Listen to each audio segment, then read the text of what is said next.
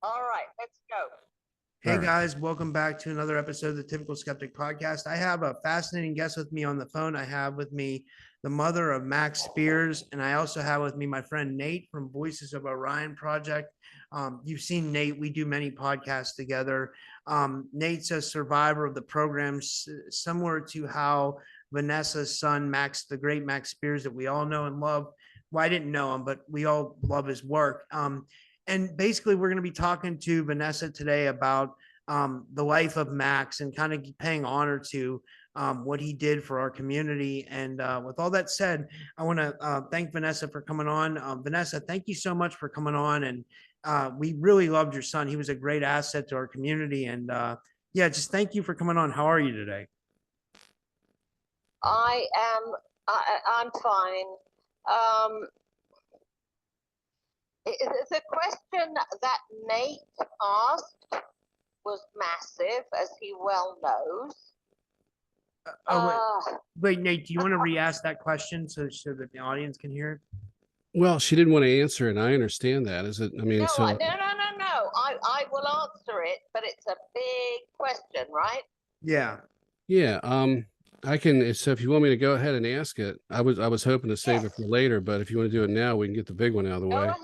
Go ahead. Okay, thank you, Vanessa. What I wanted to say is that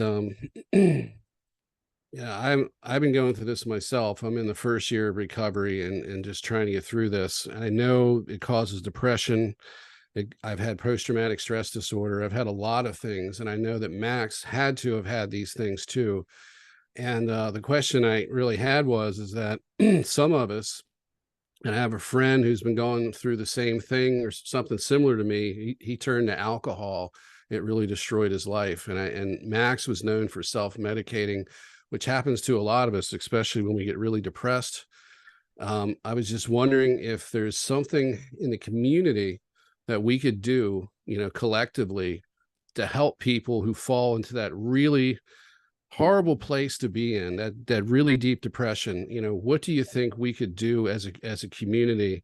And my opinion is that I think we need to do more networking, and we need to support each other. And I think we need, if there's some way to get people, members from the professional therapeutic counseling community to help us.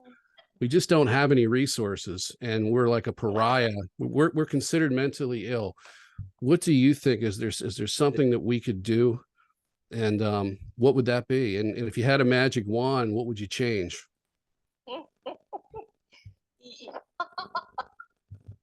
not laughing at you, Nate. I understand. I have been through it with him. He was the most beautiful boy. Always had that side to him that was questioning things from when he was 5 or 6. So there was that element to him, and quite possibly that was true for you. Once the addiction grabbed him, he fought it like a tiger. He hated it. He cried with me and said, "Mom, I do not want this." But it was very hard. He did a year in Cry Help, 1 whole year.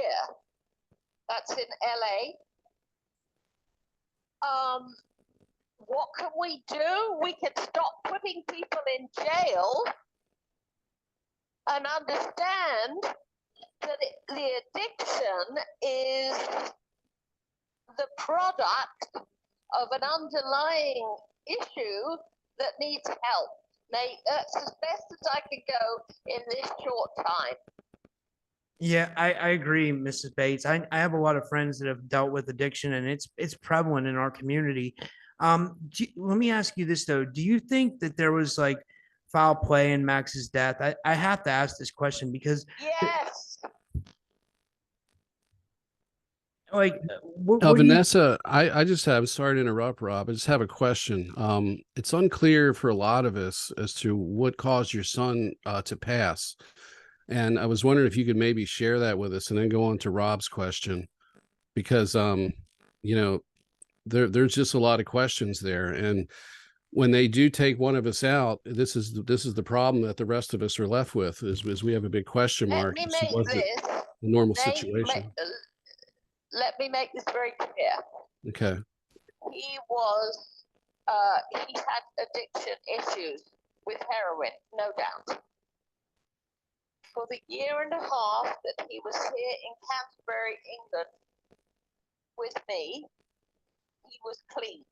He got into a program, and every week he tested, and I tested him here at home by his choice. So he was clean, which was hard for him. Somebody, naming names is kind of dodgy because I've been threatened with lawsuits, but there were certain individuals that I am sure you know their names, invited him to Poland because he was beginning to make a name for himself. So he went, and there began the journey of his death within 3 weeks, 4 weeks. They did not want him. He started to have some sort of strength. There was a following. He was young. He spoke well. And yes, there was a conspiracy. I have no doubt. Miss Spates, I wanted to ask you, Max mentioned in a documentary that 2008 was very significant. Did he ever mention anything to you about that? Oh my God, did he just? What happened in 2008? It was almost as if it was a dawning. I was working, you may or may not know, but I'm a high school principal. What I do. Anyway, so with disturbed kids. So Max turned up at the door of my school in Los Angeles and said, Mom, I would have been probably, I don't know how old, 32, something like that. And I absolutely adored him and stopped and went and had a cup of coffee. And he said, I have had the most extraordinary experience of my life. And he described a game that he used to play as a child called Mousetrap. I don't even know the game, but it's about trying to escape from being caught with the cheese. And it was so vivid that that night, when he was living in his own apartment, he got up in the night and started looking through the windows of people that he didn't know in his neighborhood in San Fernando Valley. And one man came out and thought he was, I don't know if you call it a peeping Tom in LA, but somebody who was snooping. All he was doing was looking as a way out of the mousetrap. But the man came out and punched the living daylights out of Max. And Max was, as you probably know, very strong. But he didn't expect that, and he was flattened. They took him to a psychiatric ward, and within 2 days, they declared that it wasn't anything psychiatric and released him. But the dawning, what you're asking about is the 2008, he suddenly realized that he was here for a purpose, and his purpose was to try and help those he could get out of the mousetrap. That makes me think that he was trying to get people out of the matrix, or what we call the matrix, like there you go. Yeah. Well, let me ask you this.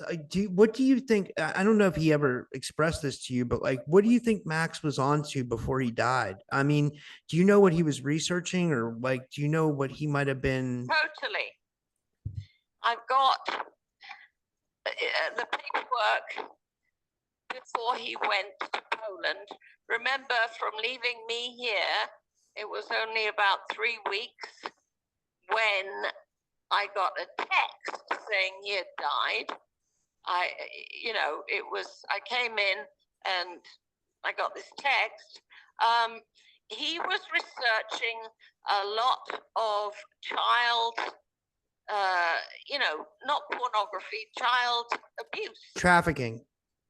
Yes, there you go. That's it. Yes. Yes, and he has a lot of writing about it and a lot of names. And I have the notes. He was a writer more than he was almost a computer. But then the woman that I believe was at the bottom of the demise of Max, sent me the computer back because I said I want his computer, and there was nothing on it at all. And yet before he left, he had loads of, he was communicating with a guy called Stuart Swerdlow. This I know for a fact, and everything was wiped. So there was a conspiracy going on. It sounds like a stupid word, but that was the case. Well, no, a lot of times conspiracy can be reality, and they just like the government likes to call it conspiracy because that's what they like to think of us conspiracy theorists. But it's more of a conspiracy reality, is what, or I call it conspiracy reality because it's more of a reality than a conspiracy. Nate, did you have a question on, or did you want to follow up on any of that? I just wanted to give her a compliment. Vanessa, for a lot of people like us, when we go to our parents or mother or father, friends and family, they don't know how to relate to us. They instantly think we're mentally ill, we're looking for attention. And I just wanted to say that Max was very blessed to have you in his life, because you seem to be connected to what he was going through at the level he needed you to be. And I think that's very commendable. It shows you how much you love your son. Oh my God. There, you couldn't even question me on that one. He was my world. But in terms of addiction, and this is where I do get frustrated, and perhaps this is one of the most important points, is that at one point Max said to me, because we spoke a lot, we were very close. He said, Mom, some of the best people that I have ever known have come through or are suffering addiction. So he was not tolerant of that, wipe it all out. Oh, he's an addict, he talks shit. But Max was something else, but then I'm his mom. Well, they like to the society and mainstream society in general likes to try to discredit people who are addicts, but like some of the best people in the world have been addicts, like some of the most intuitive and bless you. Yeah, people have been addicts. I mean, I think everybody has vices, and Yes. let me ask you this. I wanted to ask about Max's childhood. Did he because I watched that documentary that was on the BBC that's on YouTube, and that was really good, but they came from it from a non-conspiracy aspect, whereas we look at everything more open-minded here. Did Max ever talk about like having like UFO sightings as a kid, or did he ever talk about being abducted as a kid, like, by aliens or anything like that? His grandfather, who was Percy Herbert, who you could look up easily online, was a very famous actor. Doesn't matter about the fact he was a famous actor, it's just that you can look him up. Max was his grandson, and they were very close. Now, my father was very into UFOs. So Max, age about 6, 7, used to look out of the window with my dad's binoculars, his granddad's, and they would see UFOs. No question about it. So yeah, Max was into it. Was he abducted? I believe no. I believe it was more of that whole. It's a whole long story. But when his father, Jonathan Spiers, and I went to Canada, we just decided we'd go to Canada. We were both very young. I think I was, 19. And his dad is an interesting and amazing fellow. Anyway, we drove across Canada, and we stayed in Nelson. Now, years and years later, I told Max this, because I was telling him about the bed that you could switch on and it did a massage. And he said, Mom, you stayed in Nelson? And I said, yeah, it meant nothing to me. So, there's bits and pieces that Max and I were trying to put together, and sadly, I can't go any farther with him because he's not here. But I do believe, let me just say one last thing, I do believe there's a big fight going on over there, up there, down there, wherever it is. And I do believe that Max is involved in that. I think we're at a pivotal point in life and Earth. Oh, so you agree that like we're in some kind of spiritual warfare? Oh God, yes. Yeah, And that's you think that's Max, quite evident. and Max is still fighting from the other side, you believe, for humanity? I don't believe it. I know it. That's amazing. I truly believe that as well. I really do. Thank you. Did you have a question? I mean, maybe he was the one who arranged this today. Maybe because something kept telling me to get a hold of you. Like something was telling me to reach out to you, and we tried to do this like 3 times and it didn't work out, and we even had trouble connecting today. But I was such a big fan of your son's work. Like he was such a important, pivotal person in our community. Like I truly believe that. He kind of laid the groundwork for people to do what I'm doing right now, so like there's that. Did you have a question? Thank you, Robert. Well, I'm sorry, Vanessa, would you like to speak? Because I can wait. If you had something you had to say. Yeah, I think that you and we 3 could speak for hours. But I think we've established that we're on the same ground. And I know that he's fighting for us, and I know you 2 are as well. And thank God we made it. I told you 3 times, charm. Yeah. Yeah. Well, we're all in this together, Vanessa, and yeah, we are fighting a spiritual war, and that's the reason why they target us. And Max was one of the first people to go public and to talk about this and kind of bring it more to the mainstream. So he did a lot to contribute to that. I just wanted to ask you, Nate. You're absolutely welcome, and thank you for coming on. My final thought is that this is my closing thought. He should never have gone to Poland. Poland is a dark place, and there's so much to it all that I don't know. But anyway, the thing is, he's still fighting the fight, and I am here, and I will never stop. I have a question for you, Vanessa. When did all of this start to come out with your son? I mean, when did he start to express these things to you, like memories and so forth, or experiences?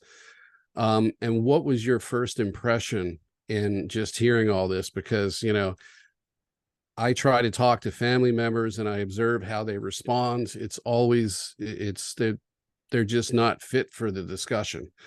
You seem to be somebody much, much more adept in handling this, which is a very positive thing for your son. And I'm glad he had you. But what was it like hearing these things for the first time? And when exactly did that happen?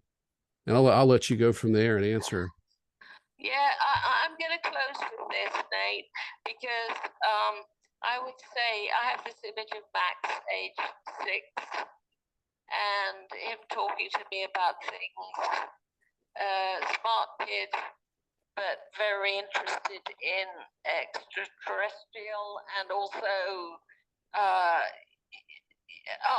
he came running back from.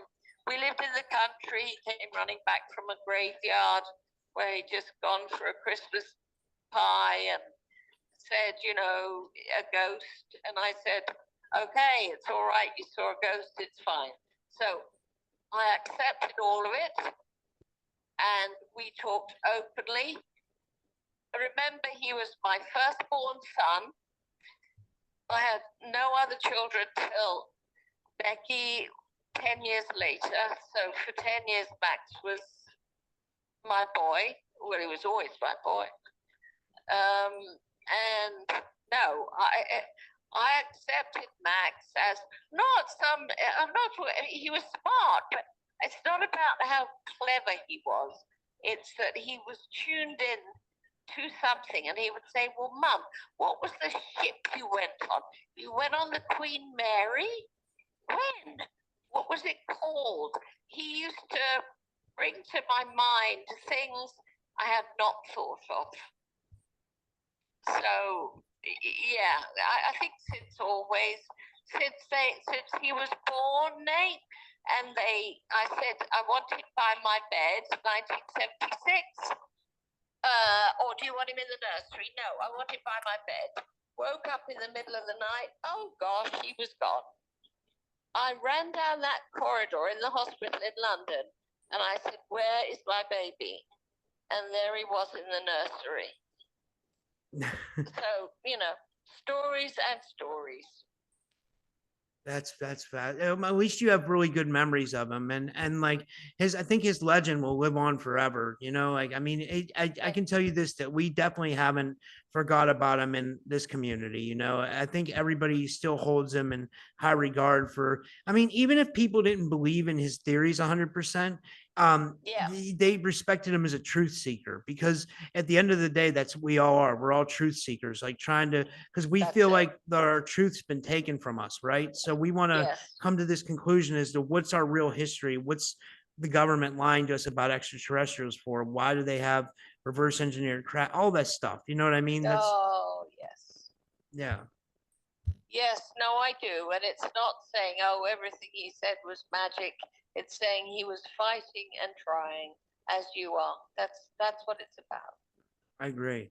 Well, I don't have any other questions. Did you have any other questions, Nate? No, I think we can close. I'm exhausted, and that was a lovely chat. Thank you, guys. Okay, well, thank you so much, Vanessa, and thank you so much. Thank you, Vanessa, for coming on. We did it. We did do it. I'll keep in touch. Thank you so much. All right. Bye. Take care. That was amazing. Like that, I thought that we can talk about it for 5 minutes. Like, do you want to, or what do you? Yeah. Let's do a conclusion. I would have hoped to have gotten a final word from her, though, but it seems like this took a lot out of her, and it's not a good thing to push somebody who's already going through a lot of grief anyway.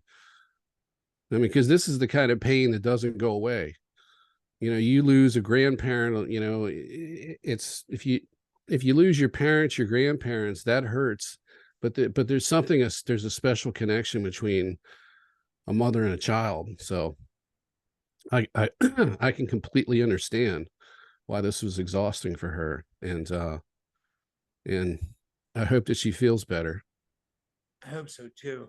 Hope I she just gets some keep wondering, peace. like that, like all this stuff that we talk about. I wonder, like, I hope that as I was listening to her talk, I was thinking about my own mother, and I was like, I hope that's not my mom someday, because like the decisions I'm making now, bringing this information forward. But I Yeah. wasn't anywhere deep into it as Max was. Like Max was way deeper, and I'll tell you what, when people go after the chomos, that's when it seems to. Do you know what I'm talking about by that word? Like No, no, I this, never heard that one before. What is it? Chomo? yeah. What is that? When people go after the child molesters, Oh, okay, they okay, seem to gotcha. get taken out. Like when you go Yeah. after that group, it seems to like, and if you heard her say that, she said that's what he was investigating. There's also another factor here too, knowing how this Project Surrogate works a little bit from what my understanding of it is that they create a placeholder in society. Well, they'll abduct you for the first time, then you become the placeholder, which is what I call it. It's like the petri dish of the soul that they keep in society. They can re-abduct and refracture whatever they want to do. And there's likely another reason or more than one reason as to why it has to be done that way. But at some point though, they replace that placeholder, and it could just be that. It could have been a combination of that and what he was doing. I'm sure it was, because it usually all factors in. So if you're going after because I mean, as of late, this has been more in the news lately because of that movie. What's the name of that movie, Sound of Rob? freedom. The Sound of Freedom. Okay, so that's bringing to light what's been going on for a very long time, and we're finding out that the intelligence agencies are involved in this and involved in covering it up, if not orchestrating some of it, and how it's being used to blackmail politicians, but it's being used for other things as well, more horrific things than that. And yeah, they don't want this out, and this is one of the things. And this brings in, I mean, this brings into question everybody that's in power if they're involved in something like this. It undermines the continuity of the shadow government that's controlling things. So they will definitely target you for that, probably more so than any of the other subjects within this umbrella. But like I said, it also could have been just the removal and replacement of a placeholder, which, and ultimately everybody that's in these programs needs to be set free at some point. And I sincerely hope that happens soon. Yeah, yeah. I'm just like really. I'm kind of lost for words. I feel so bad for what she went through. You know. Yeah, I can feel it right in my throat. It's like it's wow. It's kind of lost for words, and I'm never lost for words. Like I mean, like I thought that was interesting though that he's been seeing UFOs since he was a kid. Like he was he had experiences, or not experiences, but he was seeing UFOs right when she said he would look out the window with binoculars. I thought that was fascinating. I had a similar background in my childhood too, right around the same age. And I contribute, well, what I contribute that to, or what I connected to, is the abduction at age 6. They usually get you between 6 and 7. That usually seems to be the rule. And that can also too spark your interest. And I think that's what happened with me. I don't think Max had a long enough period of time and had the opportunity to get to the bottom as to whether he was abducted or not. And we really can't say for sure. His mother didn't think so, but I didn't think so either. And normally that goes along with this. They at least do it one time or more throughout your childhood, usually around 6 or 7. And that could have been the reason, like I said, that it would spark his interest. But then, of course, he's seeing them as well, which is another phenomena. I went through a period of time in my life before I knew anything, before I had any open, direct contact. I had psychic experiences. Things were said to me that were unusual, but, like instant spontaneous telepathy. Someone will say something to me, and you wonder, what is that? Is it an angel? What is it? A demon? What is it? But you have these experiences, and then like what I was saying, I started to see UFOs for a period of time. There was a couple of years, like 2 or 3 years, where I would just simply see them. And they have the ability to tune right into you and say, okay, there's a MyLab right there. It's beneficial for our interest that he or she see our craft and then they'll show up. And I mean, that's literally how this hive mind, collective consciousness works. And we're not privy to it because we're under a simulation.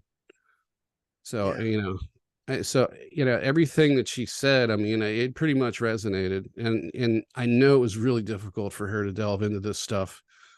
She's had a long time, but she's had some years to process it all, but it's really difficult, especially if you're not experiencing it yourself and you're just going through your loved one going through it. So, but yeah, it seems one thing that we were going to talk about that people don't know, like Nate and I had an hour-long conversation before this podcast about and one thing that I brought up was the stuff that people don't see that we go through I'm not a SSP experiencer. I'm not an abductee, but just because I do these podcasts and I talk about this, your whole life's affected. I can't date normal girls. I have to date girls who are into the paranormal.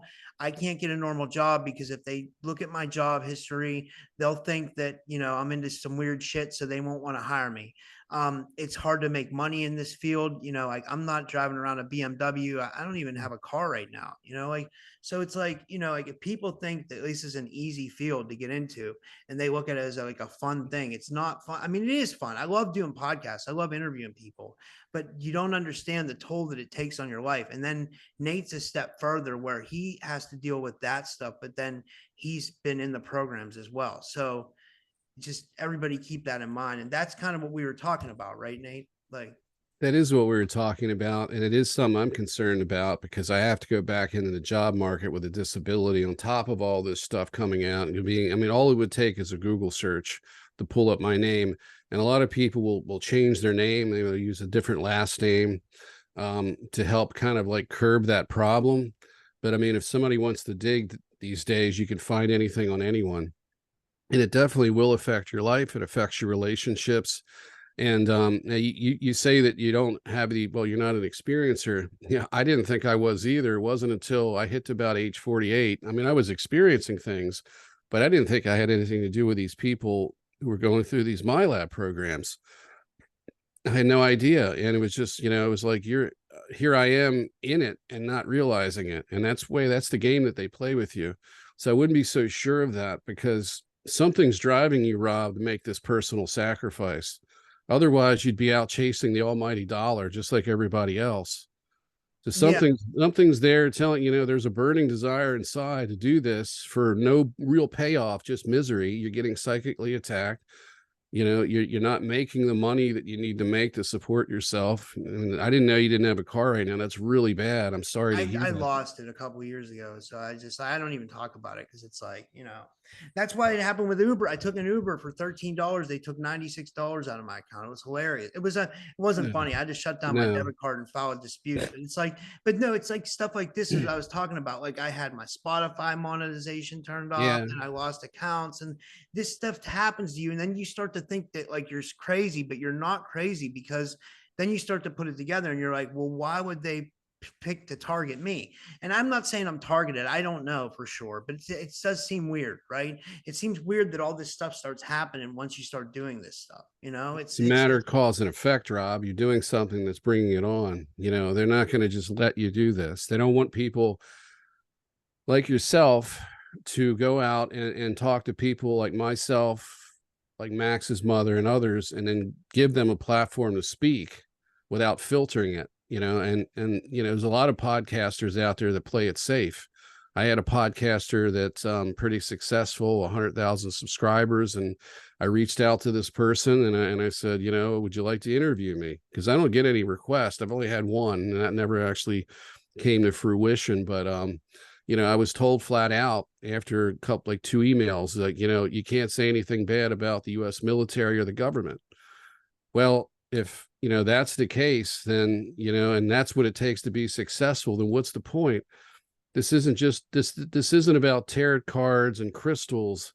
This is about real people suffering and something horrific that's happening to every one of us, regardless if you're in a program, or if you're a parent of somebody who is a child, a friend, or you're just doing a podcast and you want to do the right thing. You're all everyone's involved and everyone's getting hurt by this.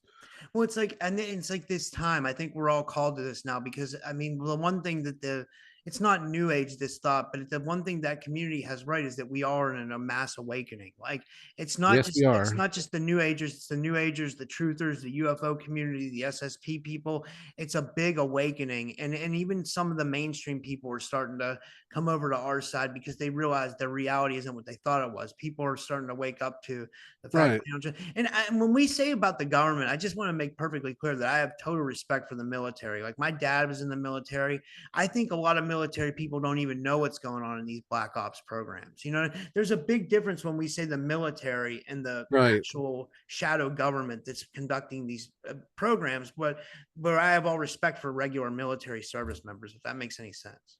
That makes perfect sense. I mean, people who do this make a personal sacrifice, and they have to give up a lot of things. And other people are caught in a position where, there isn't many options where they live, maybe live in a rural community. And, going into the military is one guaranteed way to support their family, but they're willing to make the sacrifice. And that's not what, when I say the military, that's not what I'm talking about. I'm not talking about those people. I'm talking about these black budget programs where they profile people who have no conscience, no compassion, no concern for others, are willing to do anything, and they put them in these programs and they turn them into monsters, and they do these things to people like us.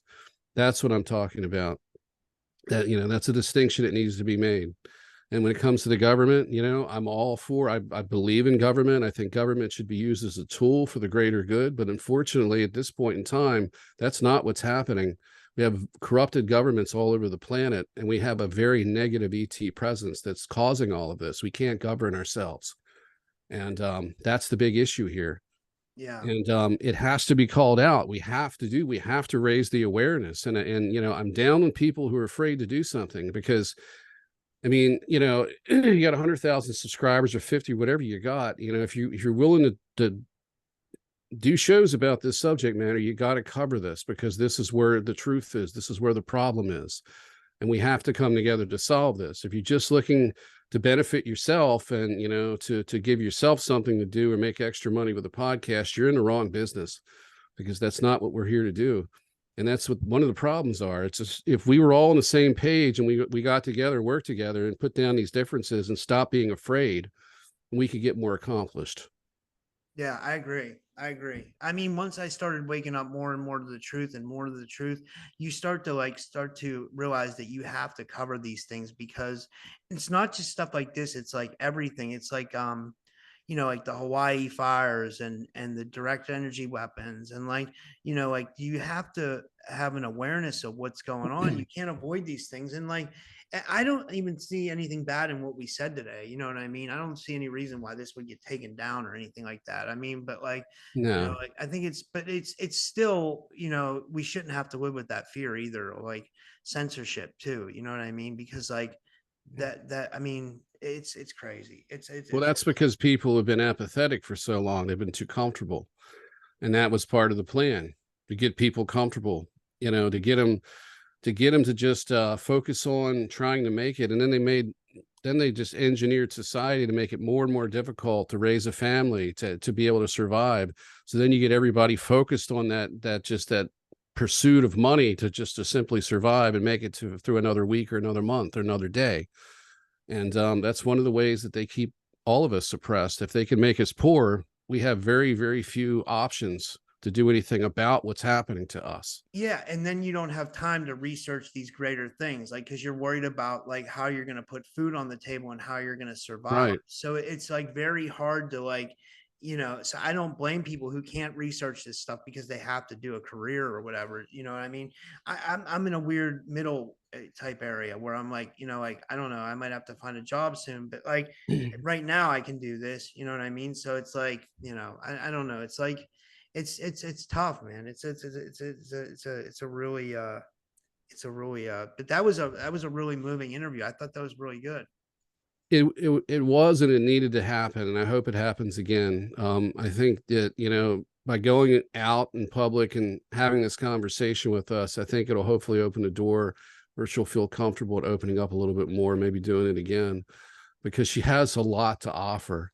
And she can continue on a little bit of what her son was doing by just doing a few interviews and talking about it and just helping shed a little more light on what happened to him. Because there's a lot of people, a lot of questions. And I'm talking about people with real questions, not the ones that are out to debunk and so forth, because they're not helping anything.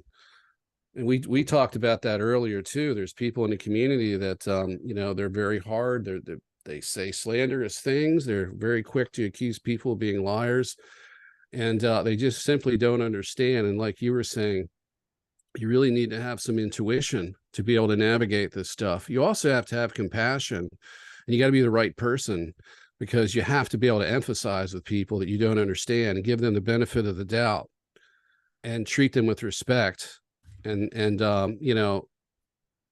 tell the whole story, not just a portion of it, because it supports your agenda or your belief system. And that's the problem I see with a lot of these people. They're on the skeptical side. They have a belief system they're looking to reinforce, and they're not willing to let anything else in. And that doesn't benefit anybody. Now, sometimes they can do good things by by outing somebody who's pulling a scam, a grifter, someone who's working for an intelligence agency that's pushing out false information. So they do work like that. But I mean, it's like, what's that old saying? If all you have is a hammer to solve your problems, and everything has to look like a nail, so you're willing to just smash the hell out of everything and not give it any second thought. It's all collateral damage. That's something that we need to curtail that, but it really depends on the people doing it. I hope they come around. And I hope the things like Courtney Brown's doing at the Farsight Institute, like we talked about too, is to show people that, the ETs are real and they're here, and you can film them in infrared, and this is a big cover up. So I think if we can get to that point where that's recognized, I think maybe we can meet in the middle someplace and start treating each other a little bit better, because now we've gotten proof that this is real for those people who haven't been exposed to it, or who, just simply don't believe it because of religious reasons or just the social programming. But we need to get to that baseline reality where we all accept that they're here, and something needs to be done about it, because they're not here for our best interest. That's when we can start addressing these programs more, because, what we've got right now is a controlled disclosure. And there's some people out there, I would say Eric Hecker, I listened to his interview. He was on Redacted, I believe, and I thought that was a very good interview. I don't think people like that are the ones being motivated by the intel agencies to talk. I think these are just regular people who see the opportunity, to tell their story, and they have a good, legitimate story to tell. I didn't notice any deception with him. But, the other ones you got to kind of question. It's like, because we're not hearing anything new. We're just hearing what Stephen Greer's been talking about for years. We're just rehashing the Roswell incident. I mean, really, all these years later, we're still at this point where we're just kind of establishing that maybe Roswell happened, when we've got evidence, like from the Farsight Institute, for example, that sheds a completely different light on things. And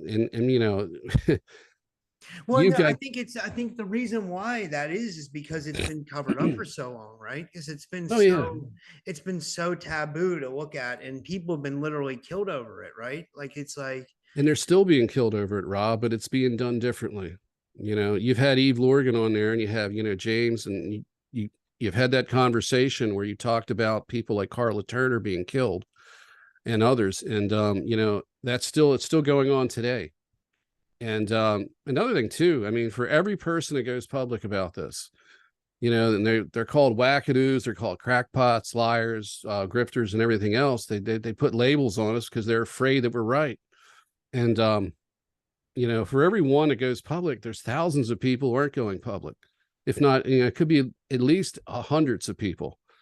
And I've talked to people who've contacted me. There was a wave of people that contacted me for a period of time, and then it kind of slacked off. But there were people that would never go public because they were afraid of the repercussions of it. And, when people contact you and they say, I'm afraid to go public, but this is what's happened to me, and you get it enough, you get to the point where you realize this is much bigger than anybody could ever have imagined. And these alien abductions that people talk about are more than just being taken. It's a long-term abduction process that happens with a lot of the people involved in it.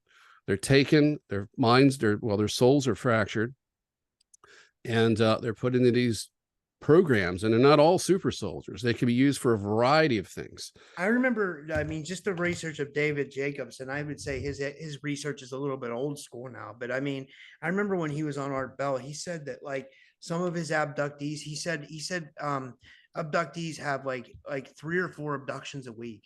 Like, can you imagine that? Like not being able to get any sleep and like, I mean, that's what he said. He said that they have an insane amount of abductions per year. Like, you know, like Some can have that, others are less. Yeah. And we have to look back at these older researchers, because there seems to have been less manipulation at the level we got now than there was back then. And I think we need to go back to the old stuff, and we need to look at how that research was done, and we need to be a little bit more stringent with what we're doing now, and more careful, because there's a lot more manipulation at a subconscious level. There's you have the censorship in social media, which we didn't have, and so they've upped their game against us. But we have to look at these older researchers, because they've got a lot of answers that we need to ground ourselves in. We just can't call that passe and move forward, because there's a lot of things. I mean, the reason I like Eve Lorgan, well, I like her as a person, but the research that she's done is very groundbreaking work, and it can't be forgotten. It needs to be in the forefront, because we're dealing with this right now. Things are heating up, and we need to have more discussions like that online. We need to network together, and we need to do better. We need to try harder, because there's an event coming. We all seem to be feeling it, and we're all unsure as to what it is. But I think everything that we do leading up to that event is going to prepare everyone for it. I agree. Well, I got to do another show, but this was amazing, Nate. I'll send you a copy of it. I'm going to probably post it today or tomorrow, probably tomorrow. Yeah. And I just want to thank Vanessa for coming on, and for being brave, and for being a loving mother, and for standing by her son like she did. Well said. I agree. And she still stands by him, which is extremely important. So I think the takeaway here, if there's anybody out there who has a child, or a friend, or maybe a parent, and you need to support that person who's going through this. Don't discount what they're saying. Be open and listen to them. Of course, I'm preaching in the choir here, because none of these people are going to be seeing this podcast. But if they ever do, I just want people to know that we're real. We're going through this, and we need all the help we can get to get through it. So when someone, if this just sounds crazy to you, and somebody close to you, or just a friend comes to you and confides in you about these things, please listen, and please be understanding. I agree. That's well said. I guess we'll close up there. Do you want to tell everybody where they can find you, Nate, or what?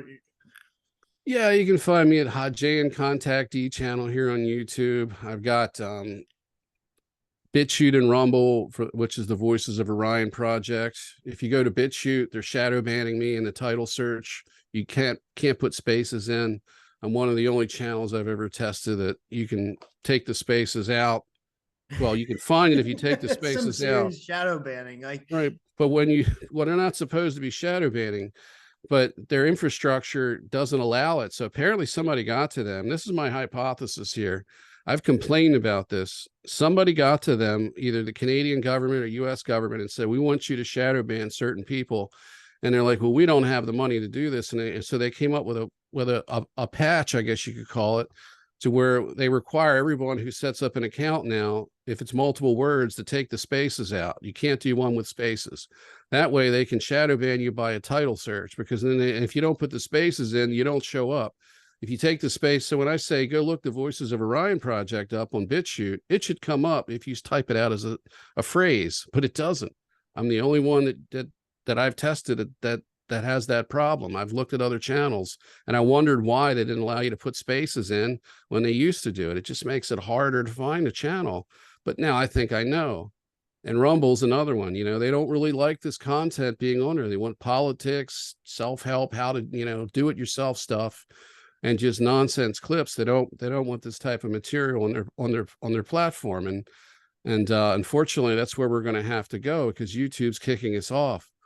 I can't even go to one. I mean, you can test this out yourself. It may just be me that they're targeting, but I don't think it is. If you go to any one of these whistleblower videos or anywhere on YouTube, I've tested this out elsewhere too.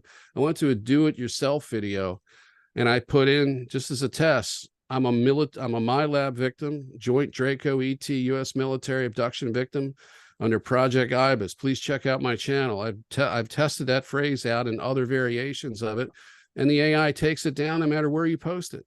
It isn't just the videos about the, the whistleblowers.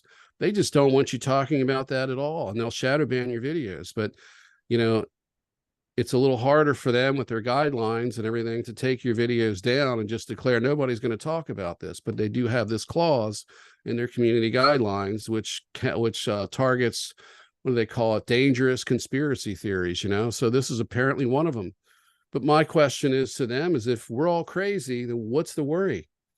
If we're crazy fringe people, we're not really getting much coverage anyway. What's the worry? Why would you want to censor us? Why would you shadow ban us if it's not true? If there's not a core of truth to this, they wouldn't be doing these things. They're giving themselves away. And by what they censor, that gives away partially their agenda. You can't base it on what they're censoring, but you can look and kind of get an idea. If I go to the Cosmic Switchboard channel, James Bartley, he'll have 8,000 views and he's got no comments. So I leave a comment. I'm first, right? I leave a comment. I say I'm first. It's kind of funny. There's no other comments. And then I sign out or have somebody take a look at it. They can't see my comment. If I sign out, I can't see it. If I sign back in, it's there. So there's probably dozens, if not a couple hundred comments under one of his videos, but nobody can see one another. Why do they want to stop us from talking about this? It's because it's real. And whether they know it is or not, they may be told, well, they're probably told nothing, just censor these people. But somebody's programming these algorithms. Somebody's got to be thinking. So what are they thinking? What is the reasoning? We're a threat to national security because we're crazy and we could go off. So let's squelch their ability to spread this craziness. And we know that the government's keeping an eye on these wackadoos because they're dangerous, which is utter BS to start with. And because we all know when there's somebody out there who's planning on doing something horrific to the public, like a mass shooting, it seems as if they have no problem doing it.